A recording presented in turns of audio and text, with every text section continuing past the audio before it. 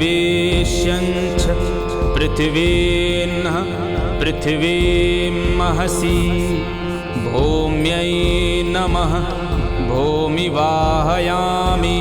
पूजयामि परिपूर्णम् अस्तु।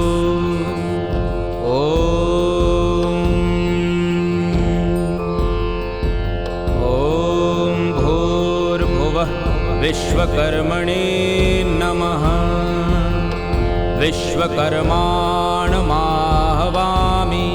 पूजयामि दिव्यं कृषयन्त्रं हलं पूजयामि। महीपुण्ये हले कार्यं शुभं कर्षेति क्षेत्रषु हलं प्रवहणं पुण्यं धनं धान्यं। जय धरती माता अन्नपूर्णा।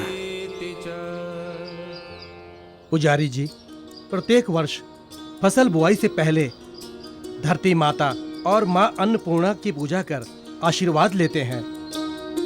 ये प्रथा कैसे प्रारंभ हुई, इसके पीछे क्या कथा है, और हाँ, धरती माता का नाम पृथ्वी कैसे पड़ा, ये सब कृपया हम सबको विस्तार से बताइए।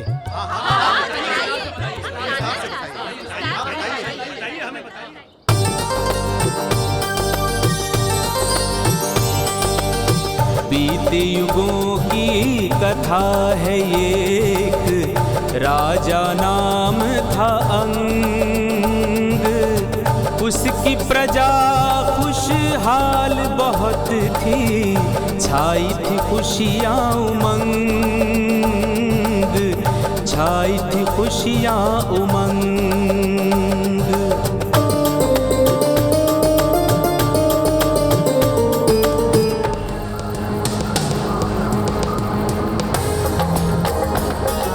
राजा अंग का पुत्र वेन था, वो काल देव का तप करता है। मृत्यु को वश में करने के लिए वो काल को प्रसन्न करता है। काल देव प्रसन्नं भव, काल देव प्रत्यक्षं भव। कालाय नमः हुं फट् फट् स्वाहा, कालाय नमः हुं फट् फट् स्वाहा, कालाय नमः हुं फट् फट् स्वाहा।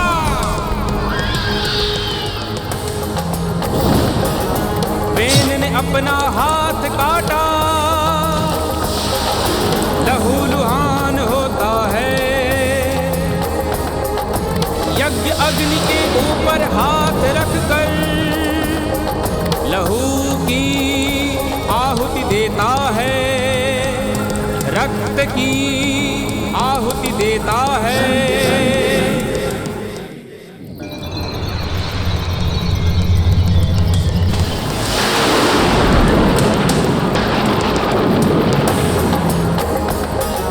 देखते देखते काल देव की गूंजी उठी आवाज। काल देव से तुम क्या चाहते, बोलो राजकुमार, अब बोलो राजकुमार। कालदेव, आप जब भी आते हैं तो मनुष्य की मृत्यु हो जाती है। कालदेव, हम चाहते हैं कि हमारा काल कभी ना आए। ये असंभव है। जिसका जन्म हुआ है उसकी मृत्यु तो निश्चित है।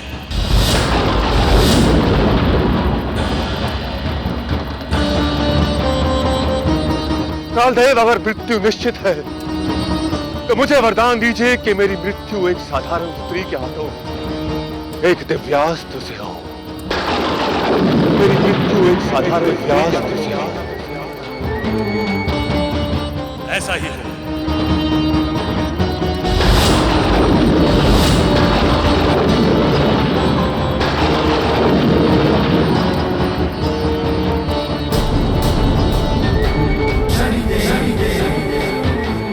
कालदेव, आपने हमें अमर कर दिया। कालदेव, अमर कर दिया।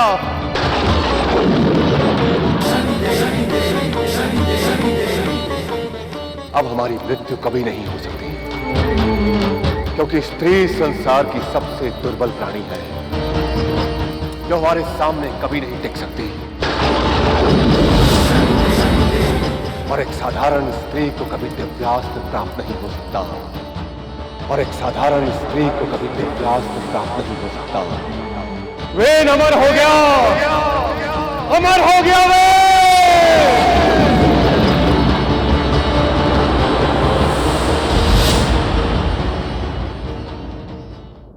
राजकुमार वेन की, राजकुमार वेन की, राजकुमार वेन की, राजकुमार वेन की, राजकुमार वेन की, राजकुमार वेन की, राजकुमार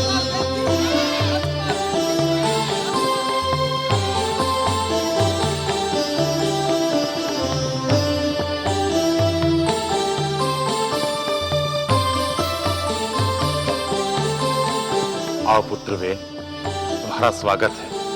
तुम्हारी तपस्या सफल हुई, हम बहुत खुश हैं। और इस शुभ घड़ी पर हम तुम्हें इस राज्य का सिंहासन सौंपते हैं।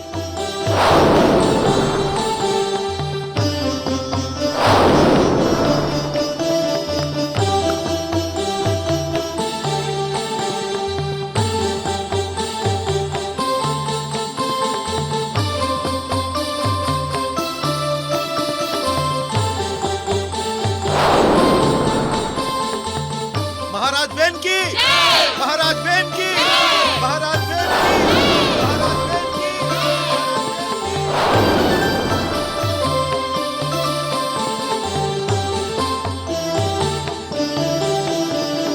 महाराज वेन, हमारे राज्य की परंपरा के अनुसार सिंहासन ग्रहण करने से पहले अपने माता पिता का, अपने बुजुर्गों का और अपने गुरुजनों का आशीर्वाद लेना चाहिए। महामंत्री,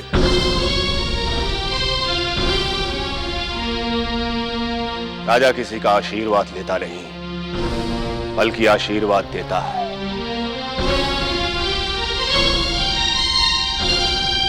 और हमें अपने माता पिता या किसी अन्य का आशीर्वाद लेने की कोई आवश्यकता नहीं, क्योंकि हमने कालदेव का आशीर्वाद लिया है। कालाय नमः हुं फट फट स्वाहा, कालाय नमः हुं फट फट स्वाहा।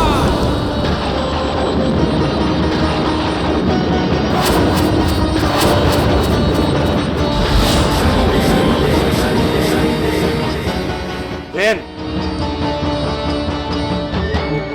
ये तुम कैसी मूर्खता भरी बातें कर रहे हो? कोई भी राजा अपने गुरुजनों और आदरणीय लोगों के आशीर्वाद के बिना सफल राजा नहीं बन सकता। हमें आपकी सलाह की कोई आवश्यकता नहीं।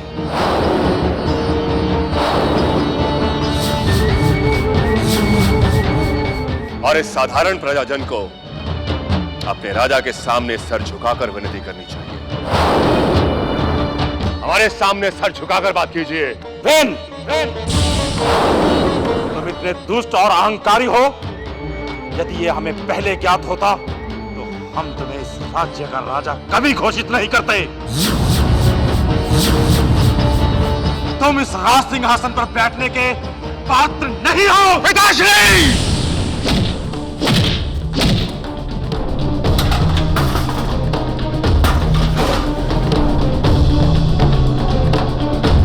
स्वामी, स्वामी,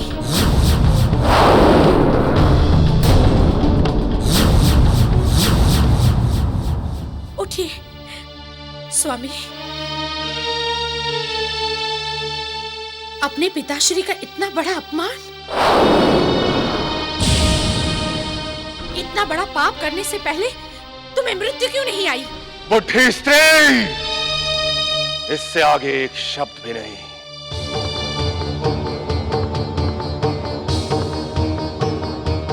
वरना हम भूल जाएंगे कि तुमने हमें अपनी कोख में 9 माह तक रखा था।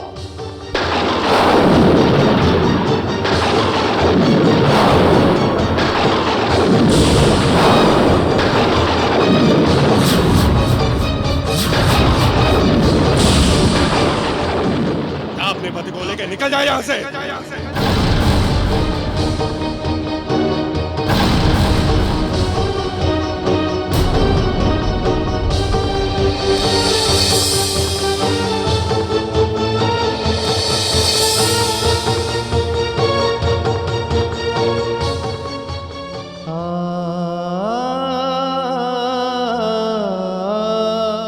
संसार में आज तक किसी पुत्र ने अपने माता पिता का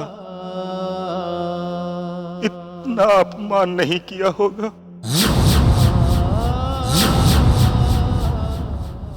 आज से राज्य हमारे अनुसार चलेगा। प्रजा के पास जितनी भी धन संपत्ति है वो सब राजकोष में जमा हो जानी चाहिए, और किसान जो भी फसल उगाएंगे वो केवल हमारी होगी।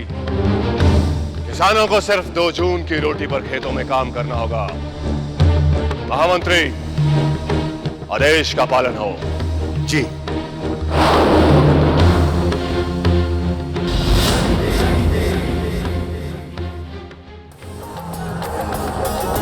वेन का अत्याचार बढ़ा, प्रजा में हाहाकार, किसी पे दया आती नहीं,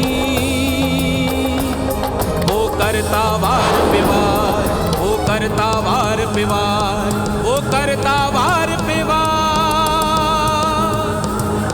वो करता वार विवार।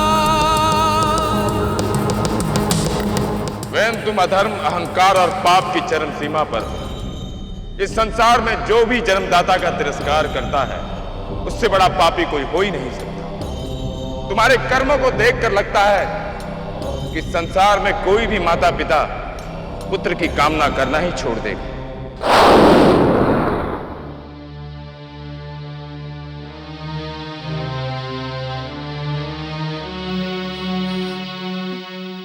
महाराज, आज दरबार में जो कुछ भी हुआ वो बहुत बुरा हुआ। इस तरह आपको माताश्री पिताश्री का अपमान करना शोभा नहीं देता।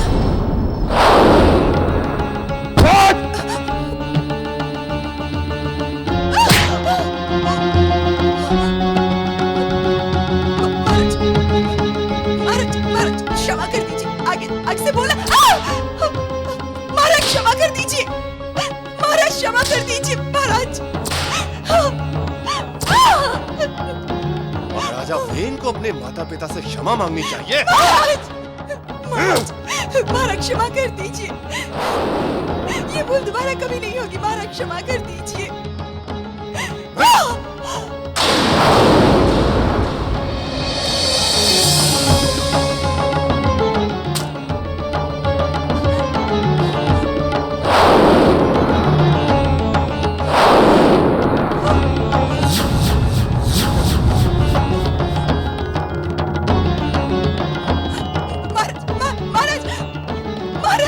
अगर हमारे निर्णय को कोई अनुचित कहेगा तो हम उसकी जीवा काट लेंगे।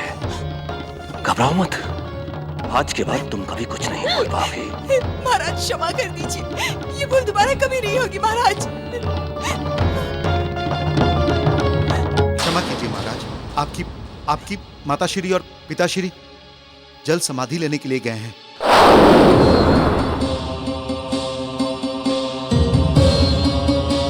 जल समाधि यानी कि इच्छा मृत्यु?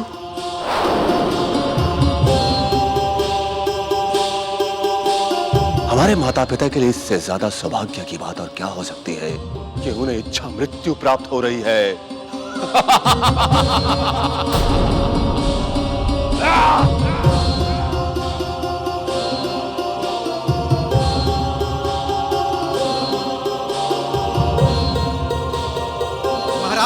महाराज रुक जाइए। महाराज, महाराज रुक जाइए। महाराज रुक जाइए।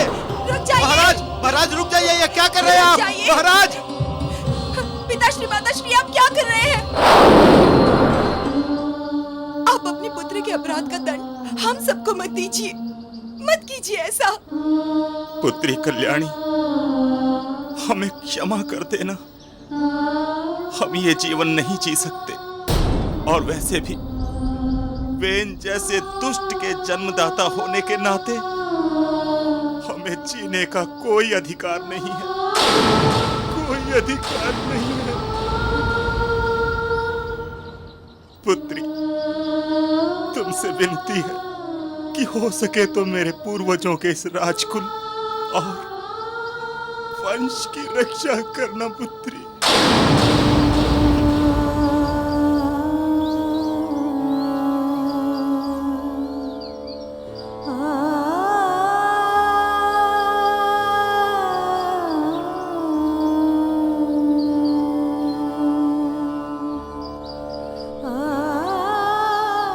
पिताश्री, माताश्री! रुक जाइए महारानी जी, आप कहाँ जा रही हैं?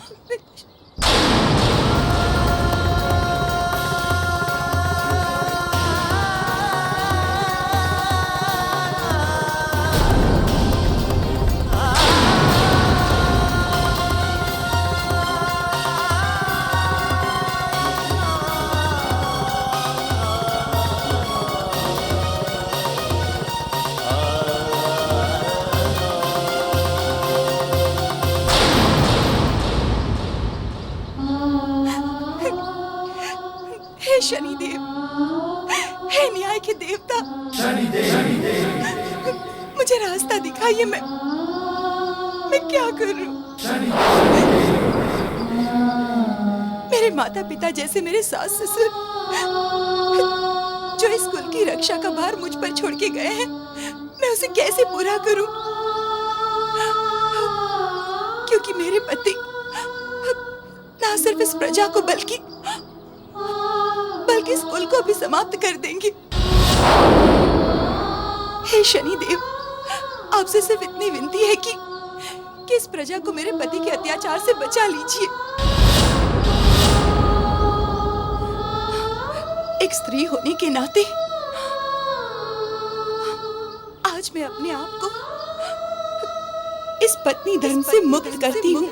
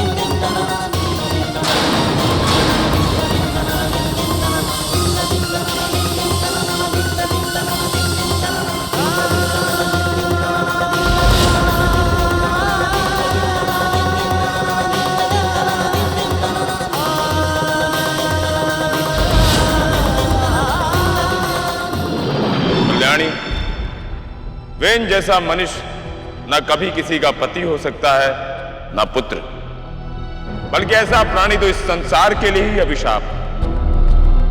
आज से हमारा न्याय चक्र वेन पर आरंभ होता है, जो उसके हर पाप और दुष्ट कर्म को दंडित करेगा।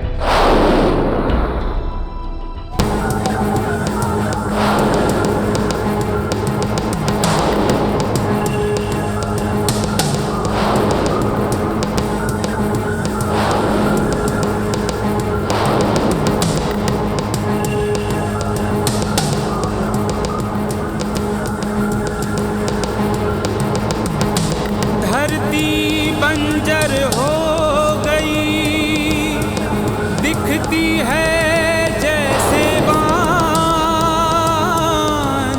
घरों में सोना चांदी था, पर खाने को नहीं था अनाज, पर खाने को नहीं था अनाज।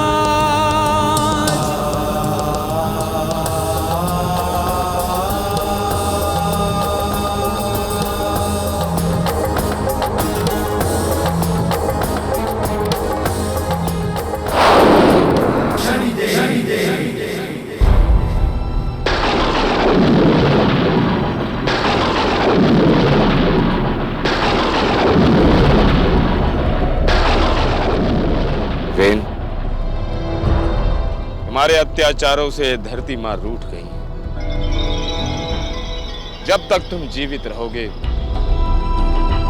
इस धरती से अकाल समाप्त नहीं हो सकता। धरती माँ की कोख से एक भी अन्न का दाना नहीं उपजेगा।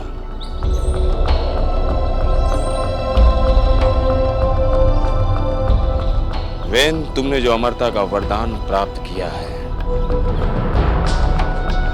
अब उसे शाप में बदलने का समय आ गया है।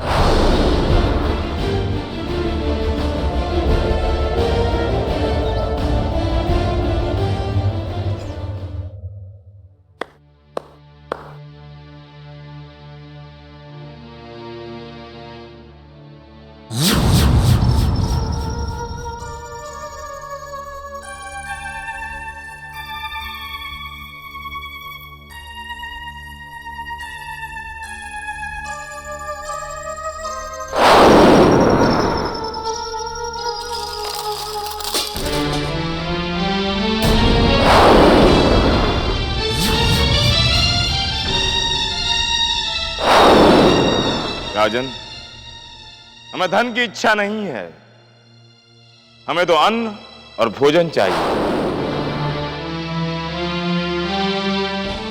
किंतु जिस राज्य में अकाल पड़ा हो, जिसकी धरती बंजर पड़ी हो, जिस राज्य के अन्न भंडार समाप्त हो गए हो, उस राज्य का राजा हमें क्या अन्न देगा?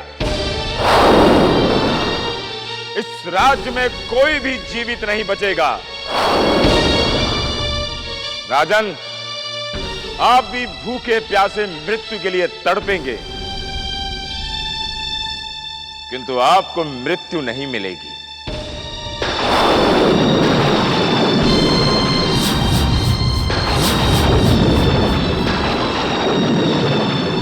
तो क्या आपके पास इस समस्या का कोई समाधान है? हमारे पास इस समस्या का उपाय है। यह ऐसा उपाय है कि धरती स्वयं अन्न उगलेगी। आप खेतों से जितना धान चाहेंगे उतना बटोर पाएंगे, परंतु उसके लिए हमें खेतों में अनुष्ठान करना पड़ेगा। हमें केवल अन्न चाहिए, आप जाइए अनुष्ठान कीजिए। राजन, उस अनुष्ठान में आहुति देने के लिए हमें राजकुल से एक साधारण स्त्री की आवश्यकता पड़ेगी।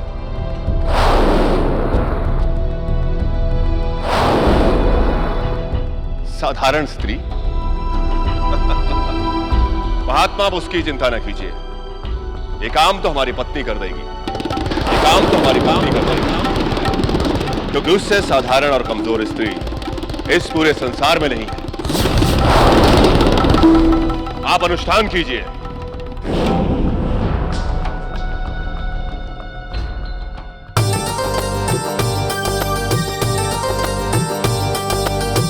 पापी के पाप का अंत करने चलते शनि भगवान,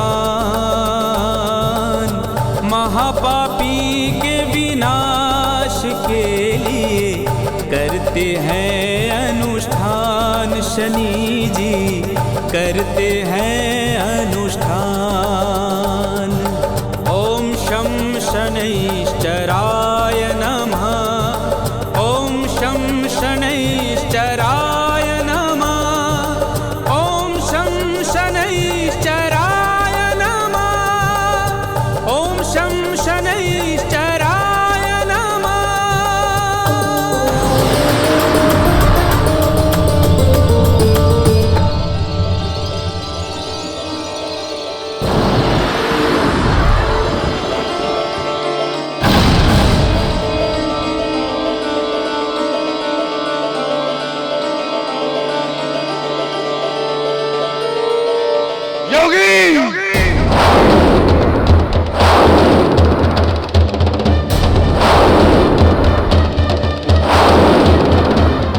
कौन सा यज्ञ कर रहे हो तुम? तुमने तो कहा था कि इस यज्ञ के बाद ये धरती स्वयं अन्न उगलने लगेगी। राजन, ये धरती अन्न तो उगलेगी, किंतु उससे पहले तुम्हारे प्राणों की आहुति इस हवन कुंड को देनी होगी। किंतु उससे पहले तुम्हारे प्राणों की आहुति इस हवन कुंड को देनी होगी।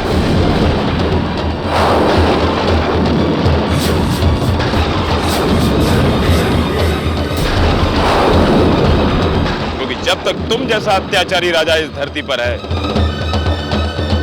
इस धरती का अकाल समाप्त नहीं हो सकता।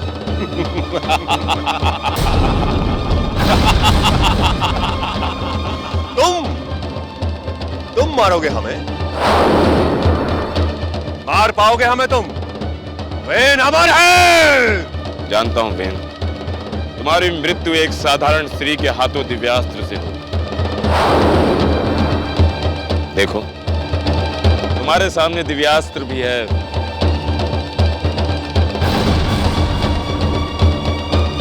और एक साधारण स्त्री भी।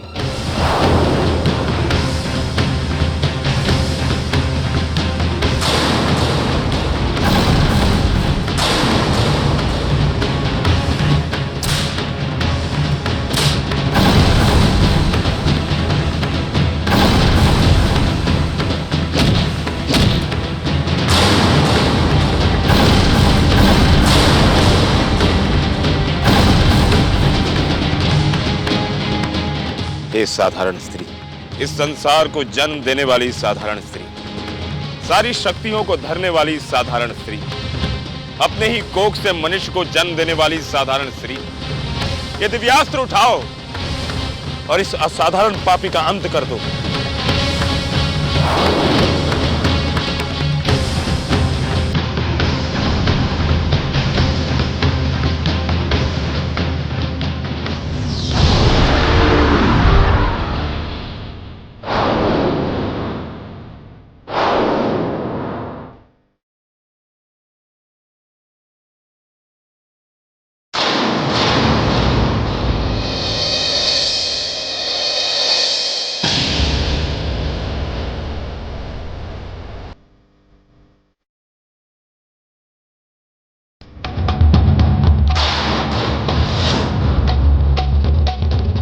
हम तुम दोनों का समाप्त कर देंगे।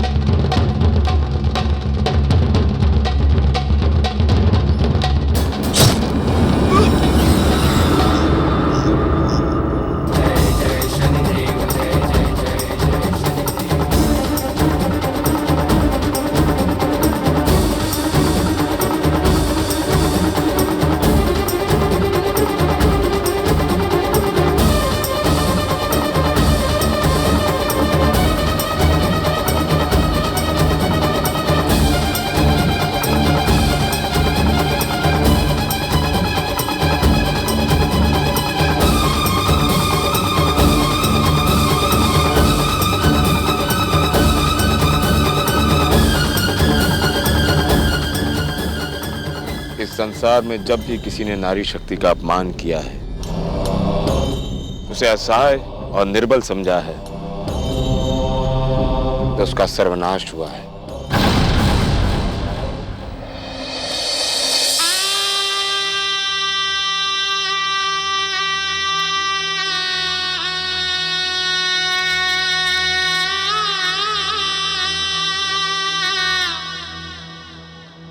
हे धरती माता, इस राज्य के उत्तराधिकारी के लिए वेन के शरीर से आपके मिट्टी के साथ मंथन करना होगा। इसीलिए हे माता, इस कार्य की अनुमति प्रदान कर इस राज्य को ऐसा उत्तराधिकारी दें जो आपके सीने पर हुए पापों को मिटा दे और इस धरती का विकास करे।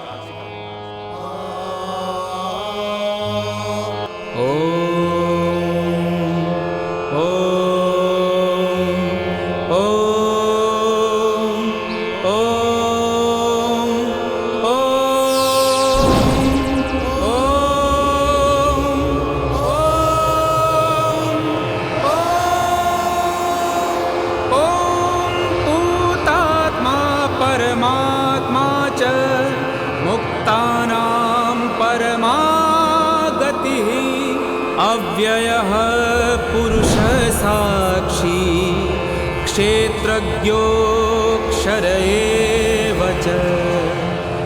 ॐ तौ शान्तिरन्तरिक्ष शान्ति पृथिवी शान्तिरापः शान्तिरौषधयः शान्ति वनस्पतयः शान्ति विश्वे देवाः शान्तिर्ब्रह्म शान्ति सर्वशान्ति शान्तिरेव शान्ति सामा शान्तिरेधि।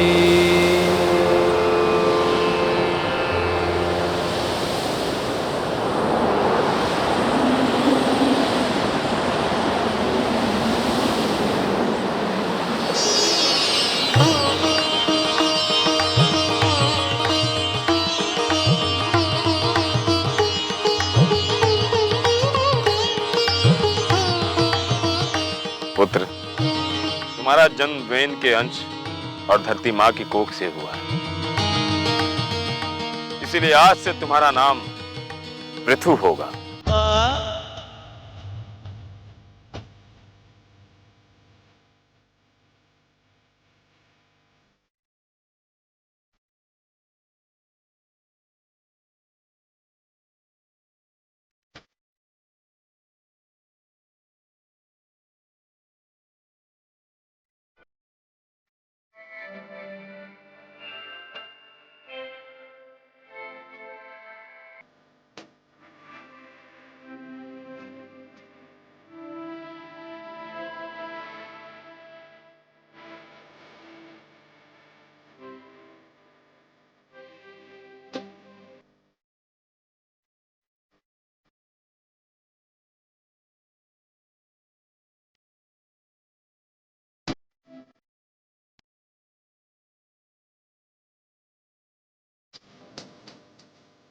महाराज पृथु की, महाराज पृथु की।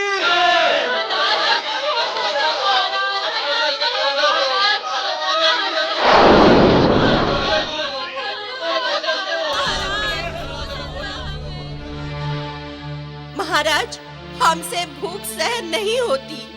या तो हमें मार डालो या तो हमें भोजन दो। महामंत्री जी, ये लोग इस हाल में और ये भूखे क्यों हैं?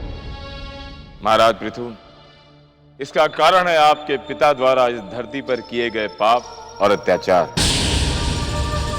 इसका परिणाम है इस राज्य की धरती पर अन्न ही नहीं उपजता। यदि आप अपनी प्रजा को खुशहाल देखना चाहते हैं तो आपको आपके पिता द्वारा किए गए पापों का प्रायश्चित करना होगा।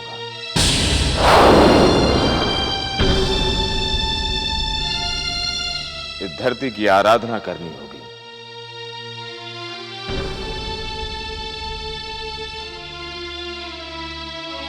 ओम पृथिवीश्यञ्च पृथिवीर्नः पृथिवीमहसि भूम्यै नमः भूमिवाहयामि पूजयामि परिपूर्णम् अस्तु।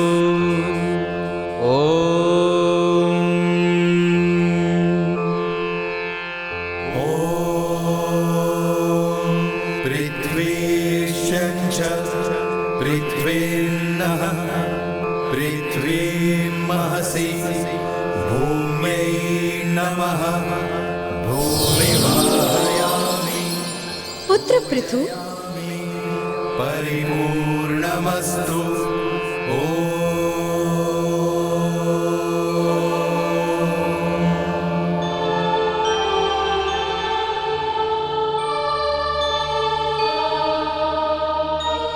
बताओ पुत्र, तुम्हारी क्या अभिलाषा है? हे धरती माता, आपके रुष्ट होने के कारण इस संपूर्ण धरती से अन्न समाप्त हो गया। हर प्राणी भूखों मर रहा है माता। हमारी आपसे विनती है कि हमें अन्न प्रदान कीजिए ताकि हम अपनी प्रजा के प्राणों की रक्षा कर सकें माता। पुत्र पृथु, यदि तुम्हें हमसे अन्न चाहिए तो तुम्हें अकेले एक किसान की भांति हमारी कोख में बीज उत्पन्न करना होगा। तुम्हारे पिता के अत्याचारों के कारण जो हमारी मिट्टी रक्त रंजित हुई है, उसे अपने मेहनत के पसीने से सींचना होगा। तब जाके तुम्हारे राज्य का आकार समाप्त होगा।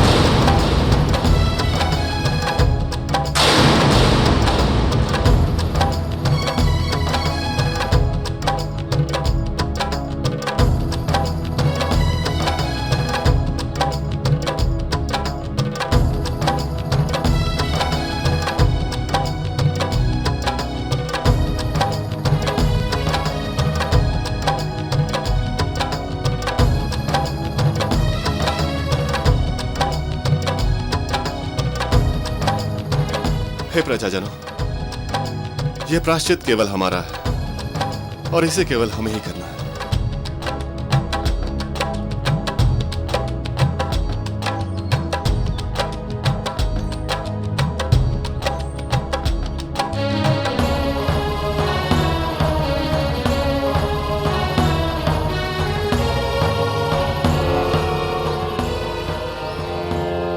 वसुधेति च शीतेति पुण्यं देति धरेति च नमस्ते सुभगे देवी बीजोऽयं वृद्धितां निते मही पुण्ये हले कार्यं शुभं करशेति क्षेत्रषु हलं प्रवहणं पुण्यं धनं धान्यं वर्धतेति च। हे जल देवता, आज से आपको धरती माता को अपने जल से सींचना हो।